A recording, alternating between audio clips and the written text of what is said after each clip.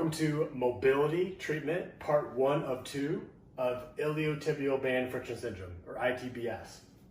Sounds like some digestive system issue, but it's not, I promise. So we're gonna go into some of the common causes of corrective. We're gonna go either, is it smushing it or compressing it? And the fancy term is a varus, which I'll show you the reason behind that. Or is it a twisting, which is going to also increase the compression at that IT band. So we've got the smushing is where we're gapping. It's a force called a varus force going away from midline, which is gapping that area, which is going to compress the IT band, which tendons do not like compression, which we've come to find out over the last few years especially. And then we've got more twisting or torsion. So you can see here the tibial tuberosity is rotated. So this is tibial external rotation, which is going to cause more wearing of that IT band at that lateral condyle, at that friction zone. Top three, there's a million things, but these are the top three that I find as the most common.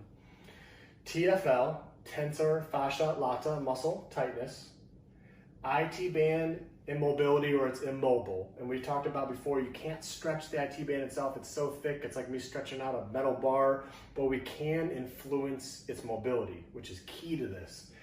Limited knee extension. We don't have the ability to straighten out our knee all the way, and that zone, that path of where that tendon goes and flips over and over and over that condyle, back to the analogy of it's like floss over a tooth. I keep going over and flipping over that tooth. The more tied down it is, the harder it is compressed, the more it's going to agitate that floss or that IT band. So here's our two tests. Test one, the Ober test, it's going to involve both criteria 1 and criteria 2 of the IT band immobility and also the TFL limitation. So it's pass-fail, and we'll talk about that in a second. And the knee range of motion, we're just going to check, compare side to side to see if there's a difference in your ability to straighten your knee. So the first one, the Ober test, you're going to go on your side. Usually we do this with the clinician to the patient, but you can do it on your own. You go on your side, and what you do is you bend your knee, and you're going to bring your hip up. We call that abduction.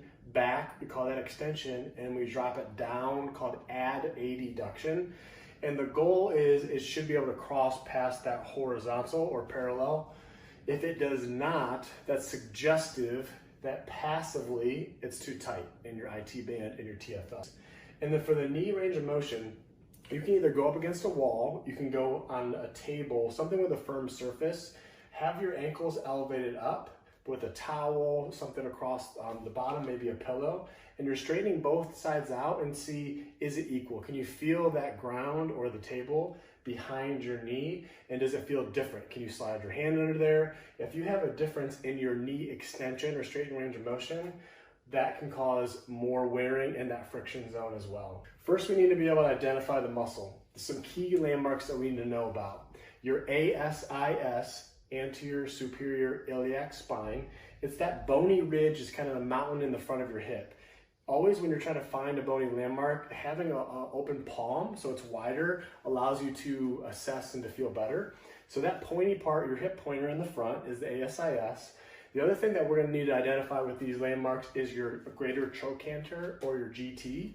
How I do that is I take my open palm, slap it on the side of my hip, kind of just behind my pocket, and then I'm going to rotate. I have my, you can't see it, but my leg is straight, and I'm rotating my leg in and out like that, internally, externally rotating, and I feel this mountainous structure or that bony prominence pop in and out of my hand.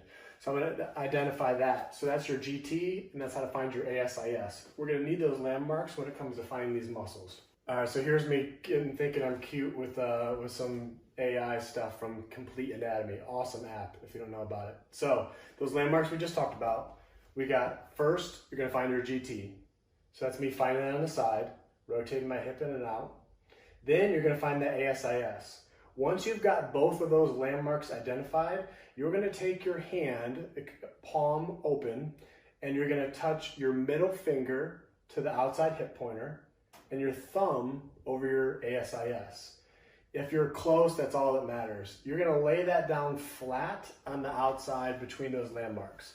So I've got my ASIS on my thumb, my middle finger on my GT, and I'm going right in that direction. That, if you do it correctly, is outlining your TFL muscle. So some key points. I know it looks like I'm making love to the ball. I swear I'm not. So what I'm going to do is I'm going to take that ball The only time you should be moving the ball is to find the tender spot. Think of the muscle fiber like a rope. If you've got a knot within that rope, you can't just stretch it out. We're going after that knot. We're not just moving that ball around, trying to knead dough. We're trying to release it. Muscles, tight muscles, tone is how much a muscle is turned on. High amounts of tone, very tight and contracted. By applying deep, sustained pressure, holding it over that tender spot, it sends a signal back to your spinal cord, back to your brain to chill out and to reduce that tone. So again, the only time you should be moving is to find the tender spot. Once you find it, pause. If you just chill there and hang out for a minute, minute and a half, that's productive. That's going to help that muscle to release. You can make it more effective by flossing the muscle underneath the pressure. So whichever muscle I'm on, I know the action of it. So we know the TFL crosses the knee and also internally rotates the hip. So you'll see here, if my knee is very sensitive, if the IT band is really flared up, I'm not going to want to bend my knee when I'm doing this. It's not going to feel good. So I'm either here going to be keeping my leg straight, internally, externally rotating it, trying to help to release that, or I'm bending the knee up and then also taking the hip in and out of the internal, external rotation, which will also get a little bit more tension to help to release that. How are we going to do that? So we're going to identify a bony landmark. We're going to identify that greater trochanter. That's that one on the very side of the hip. So from there, that's kind of our top point. We don't go there, we go below. So we've already established where the TFL is. So where the base of that is our starting point all the way down to your knee. So we're gonna take a peanut. If you don't know what a peanut is, you'll look it up on Amazon, they're very cheap. You can take 2 lacrosse balls, put it in a sock, twist it up. What you're gonna do is you want some space in there. You don't want to just have one ball. So what this is going to do is that space, that concave surface, is where your IT band is going to fit in. So it's essentially going to be going up and down the IT band with leaving room for that space. So from here, what you're going to do by sustaining that pressure, I'm going to take my knee and bend and straighten it, bend and straighten it. Here I've got it on a furniture slider just to reduce the friction. You could do this on a firmer surface and have a sock, something to reduce the friction. But I'm just going to take that, bend and straighten, and move this up and down the length of my IT band.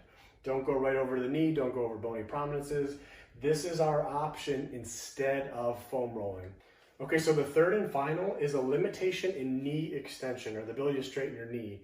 If you don't have full straightening range of motion, what's going to happen is your zone, that 30 degrees, the IT band, starts in the front of that condyle, and then when you bend it to 30 degrees, it flips over the back. And so we can see how that over time can agitate it. If you're missing that end or that straightening of the range of motion, you're living that much closer to that band flipping over that condyle or that bony prominence. So first we're going to start off with passive. The muscles are going to be completely off. I'm going to have both my hands cupped just above my kneecap. I call this knee CPR. I'm not milking the leg and going down. I'm not on the kneecap. I'm just above on that femur, the bone of your thigh.